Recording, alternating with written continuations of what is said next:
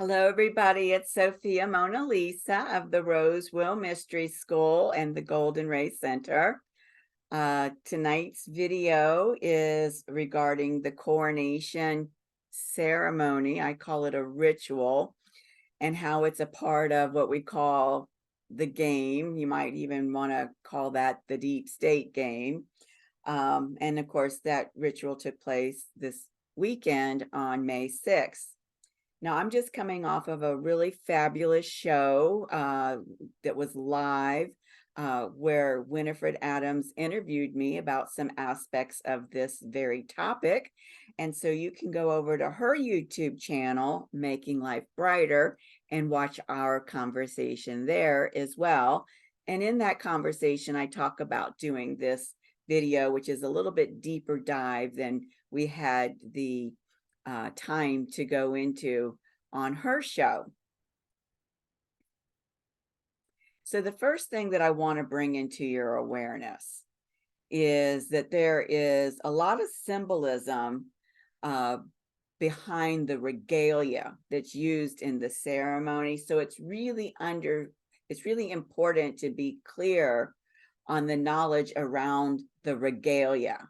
And this gentleman, Hugh Evans, who has this YouTube channel, Origin of the Zodiac, in anticipation of the ritual, did a couple of videos. The first one is on Uriel. It's important to watch this video because it's from this video that you get to discover what the different tools of Uriel are in terms of the regalia. So we've got the crown here, we've got the rod, which they call the scepter, and we've got the ring, which they call the orb. These are specific tools from Uriel that Hugh Evans describes in detail in his video that go back, as you can see in these images, crown, rod, ring, rod, ring. You might even consider that a crown, rod, ring. So we see from these ancient depictions that these tools have been symbols of authority for more than at least 5,500 years. I am saying much longer, but that's how old some of these depictions are in terms of the Mesopotamian, Babylonian, and Egyptian cultures go. Now, he also did another really good video on specifically what these tools mean. And I'm not going to go into a lot of detail because you can watch his videos. They're very brief, I think about 15-20 minutes each. Remember, it's on Origin of the Zodiac. I will tell you that he's able to discern this information from the ancient language in North Wales, that the language of North Wales goes back to the time before Noah, to the time of Uriel and Enoch, and he derives the meanings of these tools and symbols from that language. He does a fabulous job. That's his area of expertise. It's not mine. And so that's why I'm referring it to you, because it's really knowledge that is important to have to really understand a deeper level of what you're seeing in the ritual. Now, what he does tell us in this particular coronation video is that St. Edward's crown, which is the crown that King Charles III asked to wear, was made in 1661 at the request of King Charles II. What jumps out at me, which Hugh Evans does not speak to, and that's okay, he's got a specific body of knowledge, as I said, very significant, is that this year 1661 is a master number of 77. So as a master number of 77, it is seen as a sign of success and wealth in the career sector. It's used to attract positive energy into your career. It's used to help you make right decisions, and it's used to achieve your goal. And if you think of the monarchy, that's their career, that's their job.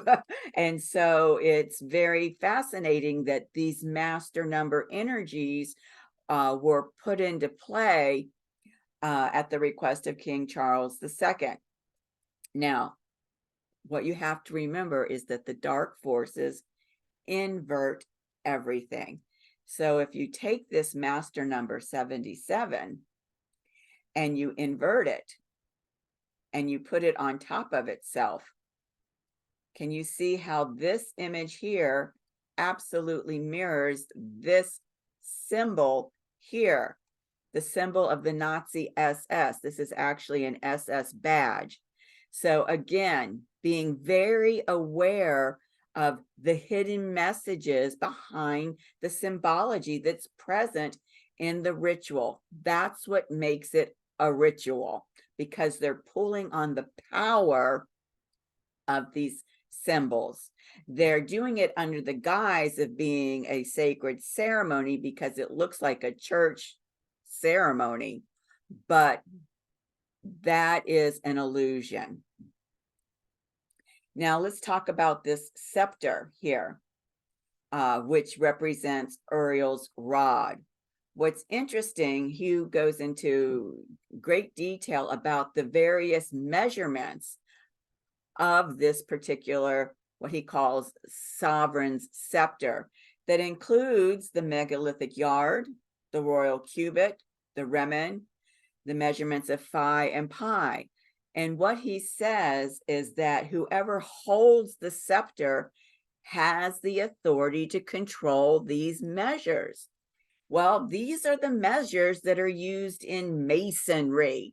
And so you see, you have a very intimate connection between the Masonic Brotherhood and the monarch, and the power that's being wielded there and controlled there. And this is another reason why you see a lot of Masonic symbolism throughout the ritual.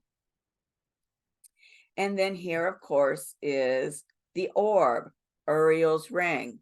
Now, what's fascinating is we see some of the astrological influences that are built into the ring. He says that there are, this is from Hugh, he says there are 365 diamonds, and they represent the 365 days of the year. There are 370 pearls, and this is exactly 13 and a half lunar months. He says that there are 12 plus 6 rubies, sapphires, and emeralds, and that represents the 12 signs of the zodiac and the 6 signs of the northern hemisphere. And so what Hugh tells us is that whoever has the rod and the ring, which is the scepter and the orb, has the ability to measure space and determine time, and that in the ancient world, this was absolute power. So most of you by now probably know that I am I have a life claim. I'm a claimant of the quantum, and this is very interesting here that they are attempting to utilize these tools to measure space and time and to control and manipulate space and time. And of course, we find that in the quantum, where there is no time. There's only the eternal now. So I was asked by several people, Winifred Adams, of course, was one, which is why I was invited onto her show. Why was the coronation ritual scheduled on May 6th? So for me, of course, I have to go back and look at the chart. And this is what I see. It is very, very clear to me from this chart that one of the reasons why they may have selected May 6th, because remember, I'm not a mind reader. I can only look at what the possibilities may be. And so, there are thousands and thousands of luminary bodies. I only deal with a select few.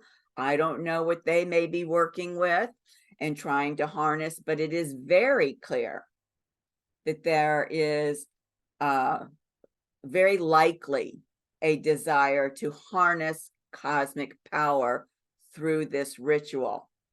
And so how is that being done? Well, first of all, there are some astrological events that are extremely potent. The first two are the most recent eclipses. The one that happened the day before the ritual on May 5th, which was a lunar eclipse at 15 degrees Scorpio. And then last month, April, there was a total solar eclipse at 29 degrees of Aries. Remember, 29 degrees is a mastery point of any astrological sign. And that eclipse was the first eclipse on this new Aries Libra axis season. Now, just 4 days prior to the eclipse before the ritual, we had the Mercury inferior conjunction. The Mercury inferior conjunction is the most potent, most alchemical event of the entire Mercury synodic cycle. And so it's called inferior because it's happening below the horizon. So it's in the underworld. And it's a conjunction of Mercury, the cosmic messenger, and the sun. Well, the sun is the ruler of Leo, and Leo is often associated with royalty and regality. And so the sun would very much represent the king in those terms. And that particular Mercury inferior conjunction happened at 12 degrees of Taurus. And so we can see between the event on May 1st and May 5th, we've got an opposition here. Taurus, Scorpio. This one at 15 degrees in Scorpio, this one at 12 degrees of Taurus. It's an opposition within 3 degrees of each other. So that's a tight enough orb to call it an opposition. And we know that normally what an opposition does is it allows us to blend energies together to create something brand new up here at a higher frequency. However, because we're in 3D, which is based on polarities, with the illuminated side comes the shadow side. And so we would expect the dark forces to be harnessing the inverted energies of what's going on that Scorpio Taurus axis. So let's take a look here. Here is the midheaven, and I'm going to talk about the midheaven in just a minute. But notice that the midheaven to the IC, the energetic taproot, is running across that Aries Libra axis. Remember what I said? There was that solar eclipse in April, the first one on this Aries Libra axis. So we can see here that there is an illusion of this ritual for being grounded energetically, pardon me, I've done a lot of talking tonight. Being energetically grounded in these frequencies of Libra, which have to do with equality and fairness. But if you look at the whole 10th house, so this is the cusp of the 10th house, this is the other boundary of the 10th house, where's all the star power that they're harnessing? Most of it, with the exception of Chiron and Jupiter, and I'll come back and talk about Chiron in a minute, most of this star power, especially the sun, is in the sign of Taurus. So in this 10th house, we have 1, 2, 3, 4, 5, 6, 7 luminary bodies. We call that a stellium. And so remember what I said about the sun could represent the king as the ruler of Leo, which is, in the mundane world based, a described as royalty. Look at where it's located. 15 degrees and 30 some minutes. Well, where did we hear 15 degrees? Over here at the lunar eclipse in Scorpio. So while there is an illusion from the midheaven and the IC that the ritual is grounded in equality and fairness, what we see with the sun, which is aligned with that lunar eclipse axis of Scorpio to Taurus, that it's really grounded in these Scorpio energies which have to do with secrecy, deception, and even black magic.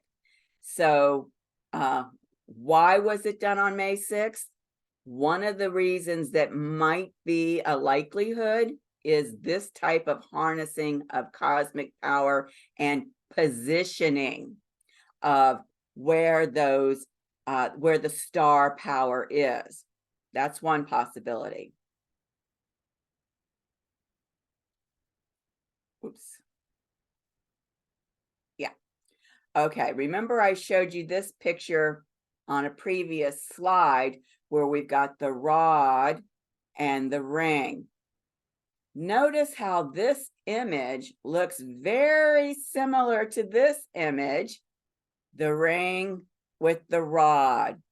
And this is actually called a Shen ring, another symbol for authority, for power. And so, as I said, in terms of picking the date and the time, making sure that the luminary bodies that they're trying to harness are in the right position. But furthermore, if there is an intention to truly ground this ritual in these Scorpio energies, isn't it synchronistic that this Shen ring shows up in the chart? Maybe that was part of the plan. Maybe not. I don't know. I'm not a mind reader. I'm just putting it out there, but it's very kind of in your face when you can look at this and see it, that it could be a possibility. Okay. The other thing that comes of this Shen ring and actually aligning the sun with that eclipse axis, right? The king with the eclipse axis, which is extreme. Every eclipse is very, very potent. Comes back to this scripture, Revelation 10:2. And he set his right foot on the sea and his left foot on the land. Well, here we've got Scorpio, the water element, the sea. Here we've got Taurus, an earth element, the land. And so by aligning the king with this eclipse axis, then he is able to put one foot on the sea and one foot on the land. Again, another allusion to power, authority. Another possible reason why May 6th was chosen. So those are three very good reasons of why May 6th was selected. We may never know. You know, they might say, oh, it was just the opening on the calendar. Who knows, right? All right. If you want to understand more about those cosmic events that were being harnessed that I spoke to earlier about that eclipse that happened on the Taurus Scorpio axis on May 5th and the Mercury inferior conjunction that happened on May 1st, I invite you to go watch my video that I did on the creative energies for May, because I talk about them at length in there, and I will put a link to that video in my description box below. So I invite you and encourage you to go back and watch that to gather more information. Okay. Now, I keep calling this a ritual. They're calling it a ceremony. It's kind of semantics, perhaps, unless you really understand the frequency of those two words. When you're dealing with ceremony or ritual, you want to look to the astrological sign of Virgo, because Virgo is all about sacred ceremony. Remember what they do? They invert it. So it's a dark ritual for a malevolent intention under the guise of something sacred, like a church service. Okay. Now, Virgo rules the 6th house, and its ancient ruler is Mercury, the cosmic messenger. But its modern ruler is Chiron, the wounded healer. So here we come back to this midheaven again. And how is that relevant to what's going on with this Mercury information, with this Virgo information that I'm providing you? First of all, you should know that MC stands for midheaven. And it's at this point here at the midheaven that it's the highest point in the horizon that any luminary body can reach. So obviously, for a king or a queen, they want to be at the top, right? So that's going to be significant. It's going to be a part of the planning for when the ceremony / ritual is going to be done. Now, the midheaven is also the cusp of the 10th house. And what the 10th house has to do with is public image, your professional path, your social standing, and your public persona. So what I want to point out to you is look at who is standing right next to this midheaven. Within 2 degrees, there's Chiron. That's the glyph for Chiron, the wounded healer. This was a clue to me that this wasn't the real energetic taproot, that it was this taproot here from the sun, who represents the king on that Taurus Scorpio axis. And so we know that Prince Charles, now King Charles III, is very much an embodiment of the wounded healer. So we want to come back and take another look at Virgo. Where is Virgo in the chart? And it's right here. And so what we see is that in Virgo, we've got Osiris retrograde. That's why I highlighted this, standing across the sky from Lucifer. Well, normally in my readings, I translate Osiris as the cosmic Christ. I always do. And Lucifer as separation consciousness. However, when you're dealing with the dark forces, Lucifer is Satan, those satanic energies. And so what we really see here is this battle between Christ and Satan, actually embedded in the chart of this ritual. And what's significant to understand is, while this image shows Christ up here, supposedly in the heavens, because Osiris is retrograde, that brings our awareness away from the external reality and into our internal reality. And so what the Christ is doing in this battle between good and evil is it's really moving through us, acting through us, humanity, in this fight. The struggle between good and evil is, you could say, even within ourselves. And so now we need to look at what else is going on in the chart. And it has to do with these intercepted signs in houses and what the shadow effect of those interceptions are. So let me take a moment to explain to you what an interception is. You'll notice here, this is the cusp of the 5th house, and then that's the cusp of the 6th house. So from here to here, that's the 5th house. And what you see is that Scorpio's on the cusp. Then you've got all of Sagittarius.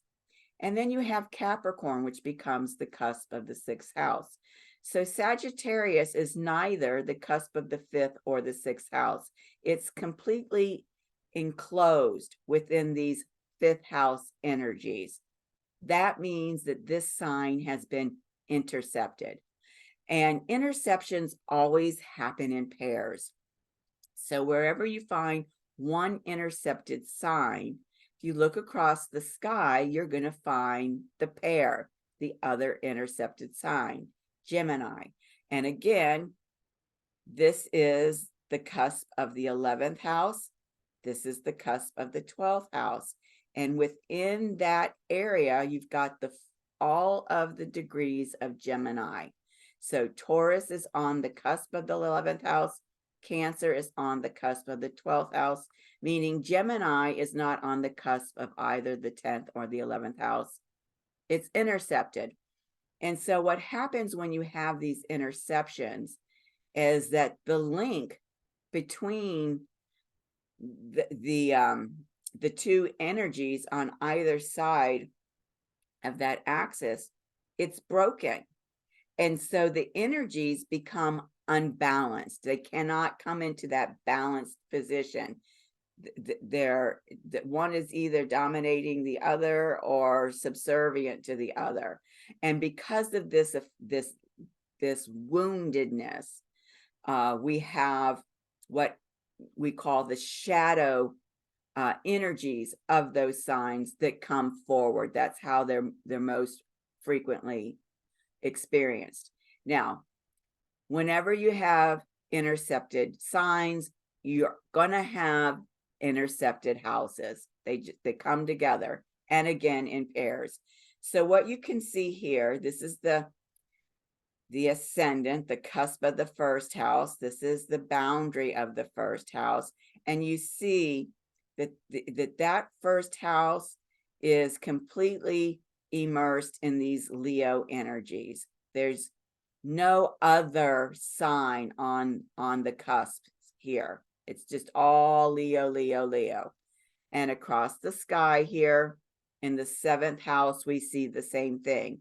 Over here in Aquarius, you've got the descendant, which is the cusp of the 7th house, and this boundary, which is the cusp of the 8th house.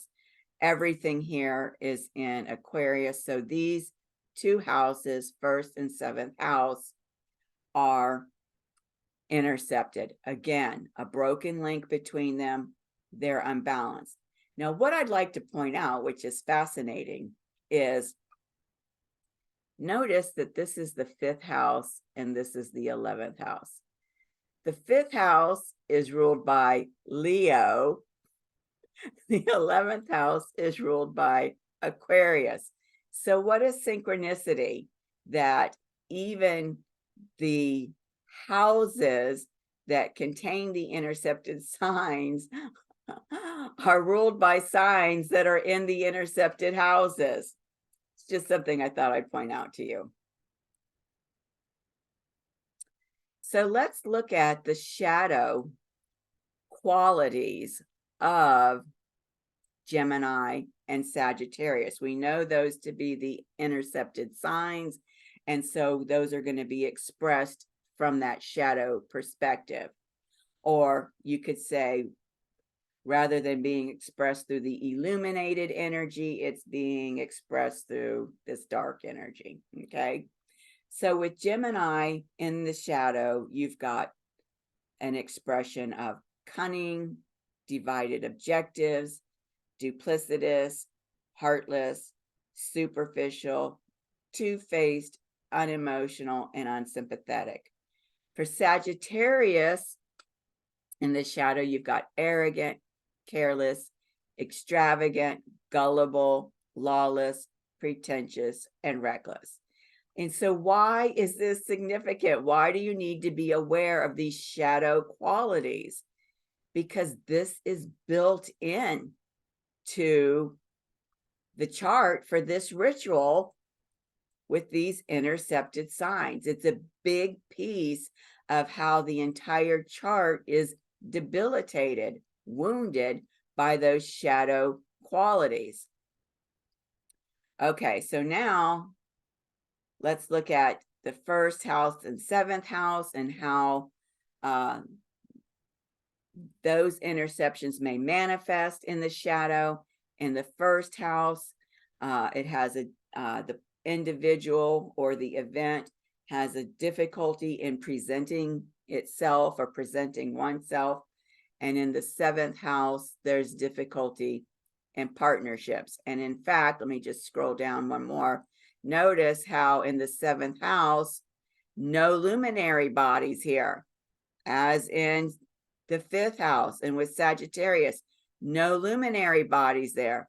There's no star power fueling the partnerships. There's difficulty in partnerships. And so how did those qualities of shadow in Gemini, how may they manifest? And so we see that it can manifest as a lot of useless information, but it can also manifest as a lot of unspoken messages, unspoken or in the shadow, hidden messages, so that the person, the event can remain unquestioned and unopposed. In Sagittarius, how that can manifest is that the person or the event is unable to achieve anything permanent or secure. And the individual who's the focus, right, who has the spotlight on him, right, that's that Leo energy up here in the first house that's being intercepted, is secretly and subconsciously planning their escape. And then they leave abruptly, which confuses everyone around them. And so, you know, if you saw the ceremony, the ritual, which I did not invest my time or energy in, but I'm hearing that some of the body language of King Charles III very much reflected this type of dynamic. Okay, so let's look again a little closer at how this entire ritual, you could say it's undermined because of this debilitation and this woundedness from these intercepted signs and houses. And so we know that Gemini is in the 11th house. Gemini is an air sign, and it's ruled by Uranus, which is right here, standing next to the sun. And it's also ruled by Aquarius, which, just as I mentioned earlier, happens to be the sign of the intercepted house over here. So Aquarius and Uranus have to do with the quantum field, your multidimensional self, the collective consciousness of humanity, freedom, being humanitarian and revolutionary. And definitely the relationship factor here is that this is a ritual that's being put on for a global audience that's being broadcast across whatever streaming devices. And so those streaming devices for the media, as well as the global community, is very much a representation of these Aquarian energies in this seventh house of partnership. It's a partnership or relationship between the star of the show and him showing the world, taking this sovereign power and control, having this authority. Now, Gemini, however, in the 11th house, because it's intercepted, is Gemini as an archetype is the storyteller. That's one of the archetypes of Gemini. But, when you're reading a story, a fairy tale to somebody, we call it a work of fiction. It's right. And then we have other books that are considered nonfiction. This is very much fiction, and it's fiction that is trying to spell cast the masses. It's also fiction that's trying to jockey for position over the quantum. And that's a little bit of a coded statement. So for those of you that are claimants of the quantum claimants out there, you will understand that this battle between good and evil, between Christ and Satan, is playing out between a true sovereign and a fiction sovereign. So now we've got Sagittarius over here in the 5th house, as I demonstrated before.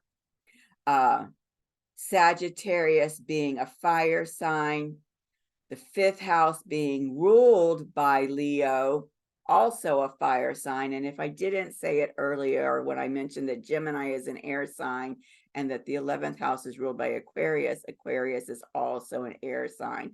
So air, fire, and fire. And as I mentioned before, the 5th house being ruled by Leo and the sun. So notice how the rulers of the 5th and the 11th house are standing side by side here and just a little bit over 3 degrees away from each other.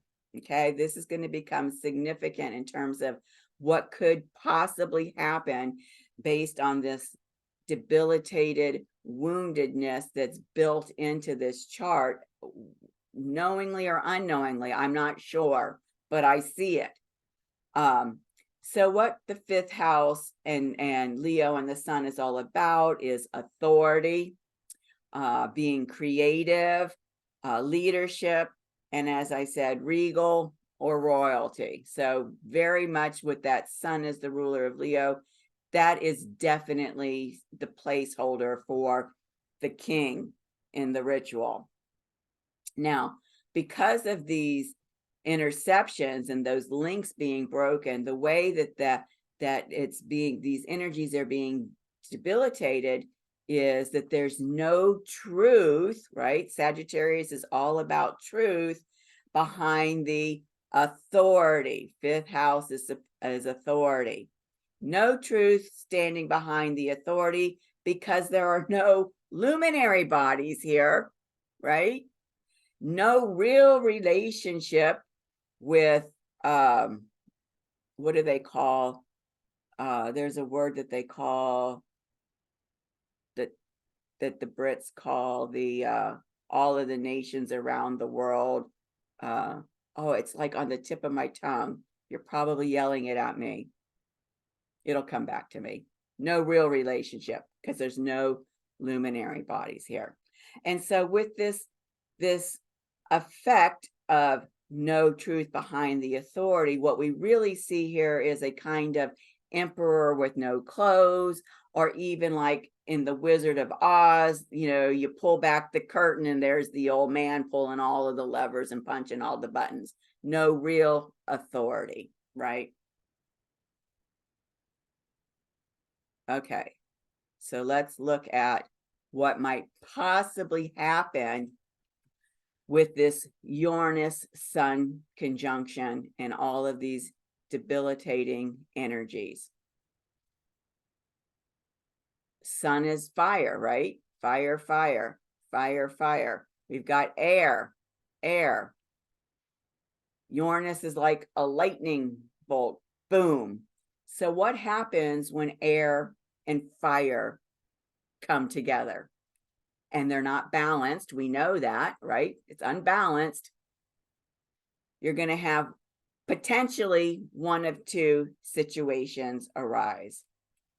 You're either going to have a lightning strike that burns the whole place down, or you're going to have a fire that gets fizzled out, right? And all this smoke is the air part of the fizzling fire. So I am not, a psychic. I am not foretelling the future. I'm just saying that based on the energies, we could see a breakdown of the monarchy in general, or specifically with King Charles III no longer being the sovereign of the monarchy, because of the kinds of debilitating things that are built into this chart, and especially through the shadow aspects. All right. The other thing that I see here that most people might not pick up on is, remember what I said about the ritual actually being grounded in these Scorpio energies through this alignment of the sun with that Taurus Scorpio eclipse.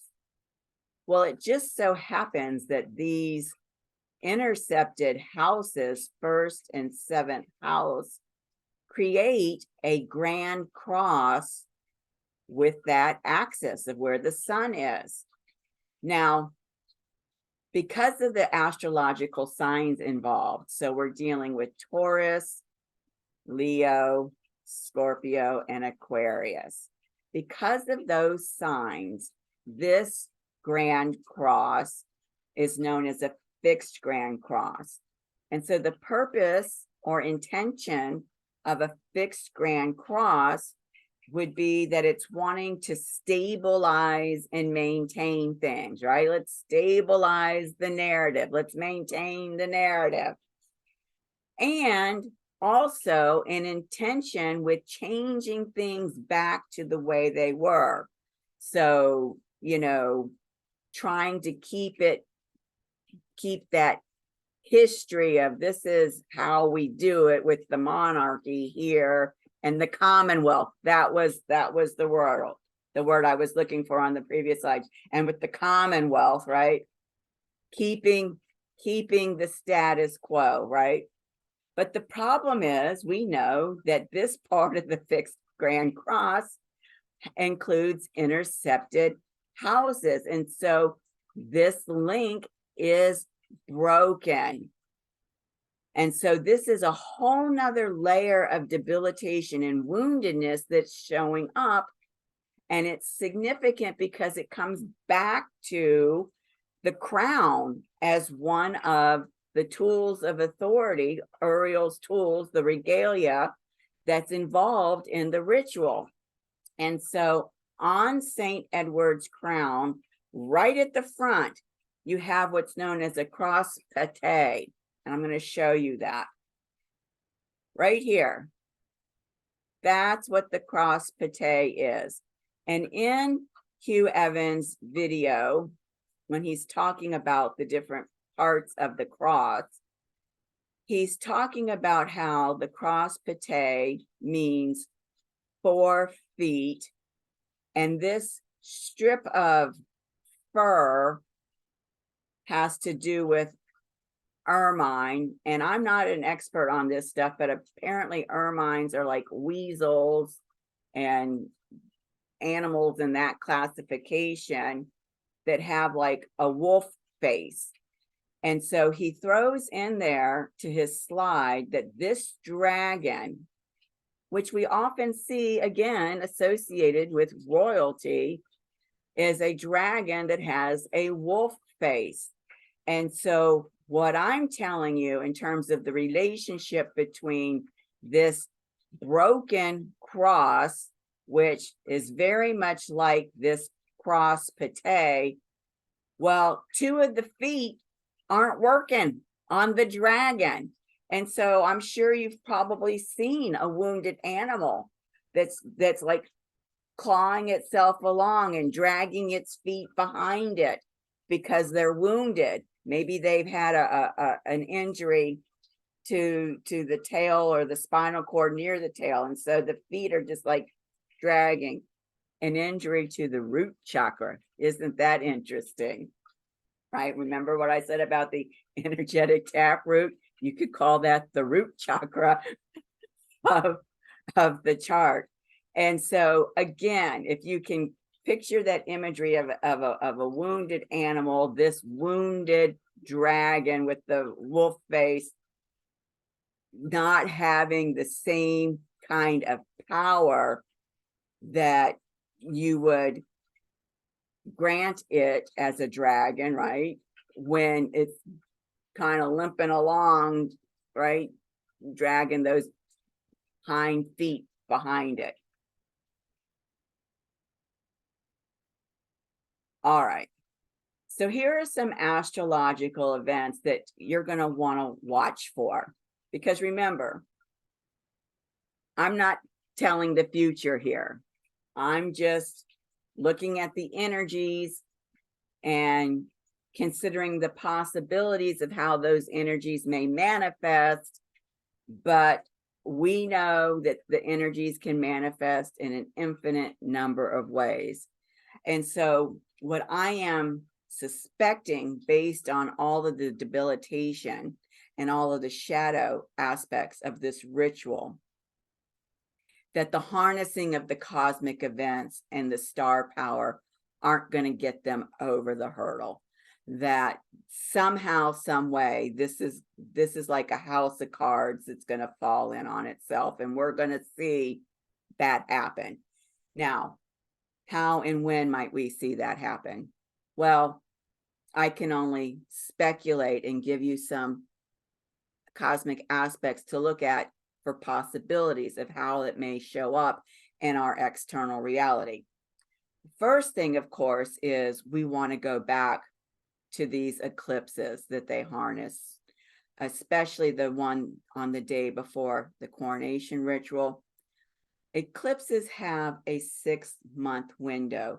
So what happened on May 5th, the day before the ritual, ties back to the lunar eclipse that happened, interestingly enough, here in the United States on the day of our midterm elections, November 8th, 2022.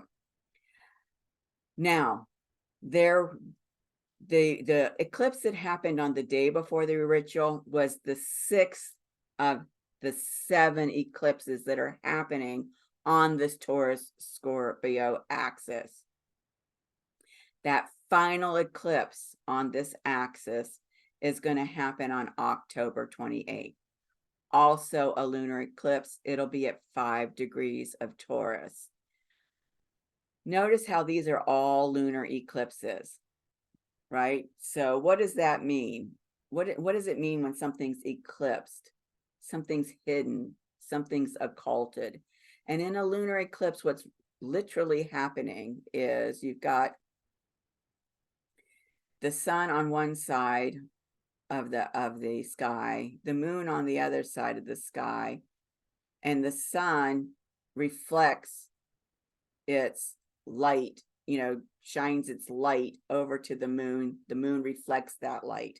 It's kind of like if you're holding a flashlight going down a dark alley, you've got the light there shining down the alley so that you can find your way.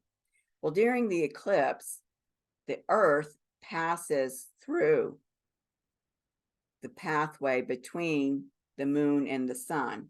And as it passes through, it occults, it obscures, it hides the light of the sun and makes the moon look dark.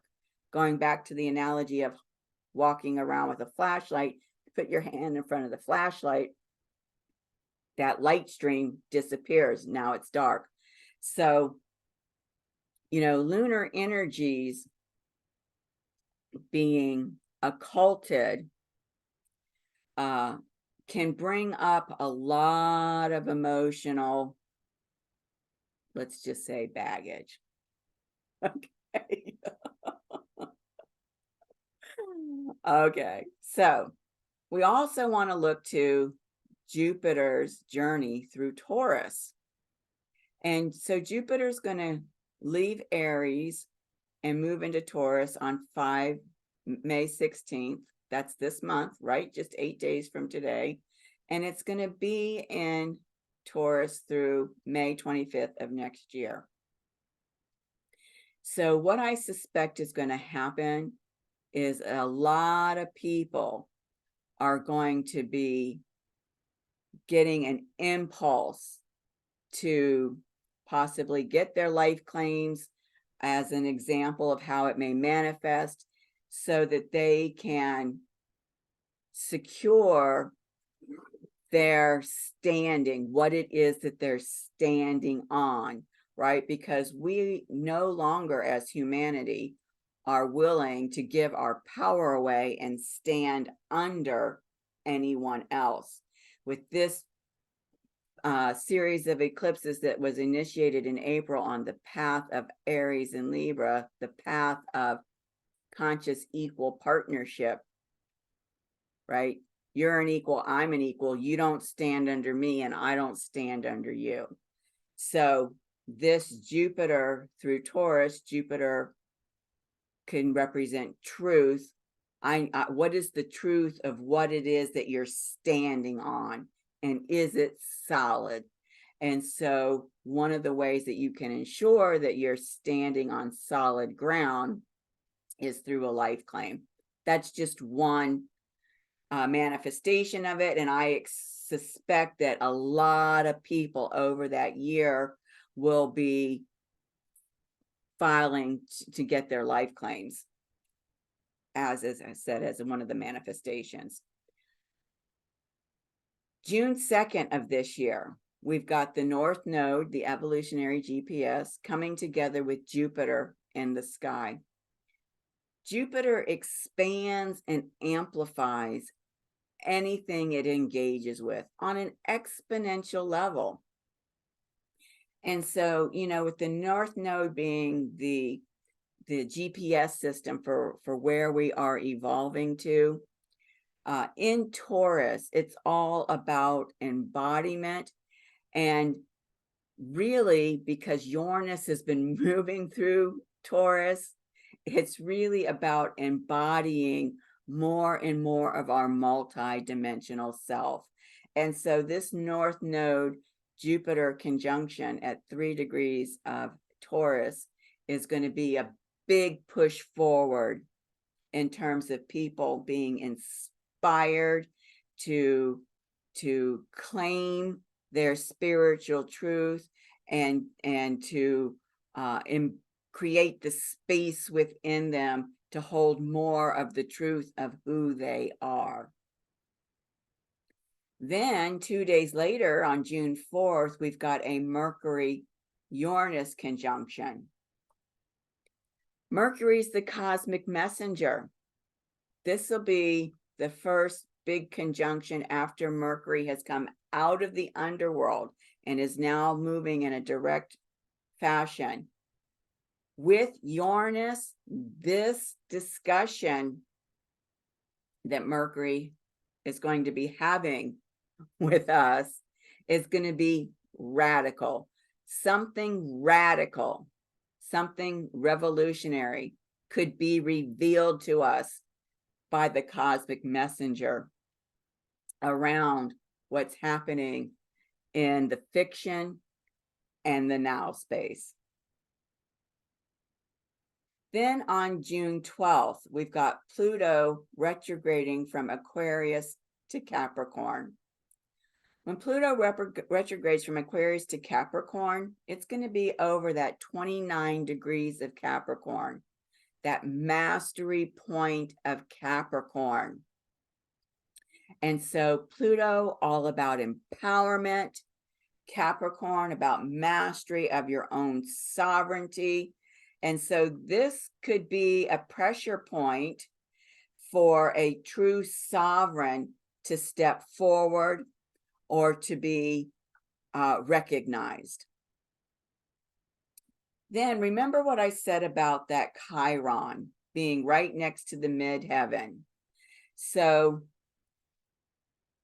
On April 8th of 2024, next year, there's going to be a total solar eclipse on that Aries Libra axis at 19 degrees at Aries. It's going to be within a 2-degree conjunction of that Chiron point that's in the ritual chart.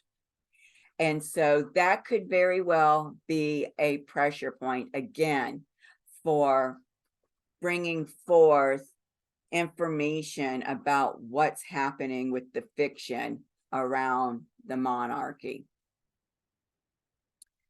And then Jupiter is going to start his journey through Gemini on May 25th of next year, 2024.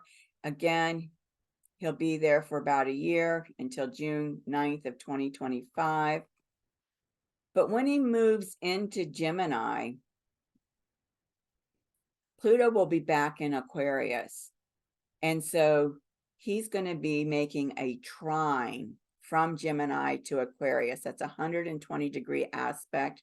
Trines are very beneficial. They're the path of most allowance.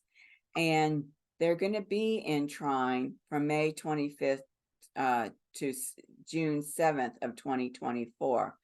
And so this has to deal, Gemini, with the lower mind, Aquarius with that higher mind, that high vision, that collective consciousness. What we're going to see here, Pluto in Aquarius is about empowerment through consciousness, empowerment as a global community. If we're coming together as a global community and equal partners, where does that leave the position of a monarch and a king?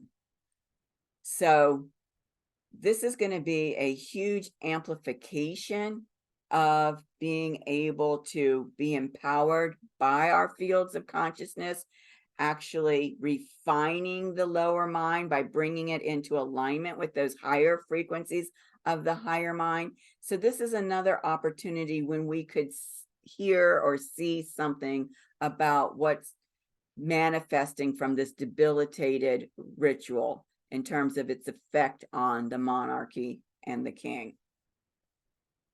And then this is a huge one here. April 7th, 2027. So, 4 years out. Saturnia, who is now in Pisces, will have gone into Aries and will be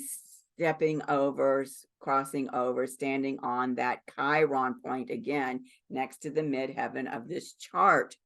And so Saturnia is a sovereignty goddess, and she is a way shower. And so something could possibly manifest around all of this then as well. So as I said, I don't know specifically what may show up or if something will show up at any of these cosmic events, but there's certainly good opportunities for something to come into our reality. And I would encourage you to maybe mark these dates on your calendar and just be aware and observe. So at this point, I'd like to thank you for spending the time to watch this video. I would encourage you, if you haven't yet, to subscribe to my channel, The Rose Will Mystery School. Please, if you will, give it a thumbs up. The more thumbs up, the more it goes out into people's feeds and they'll see it. I appreciate it. If you'd like to ring the bell so you're notified when I put up other content, please do so.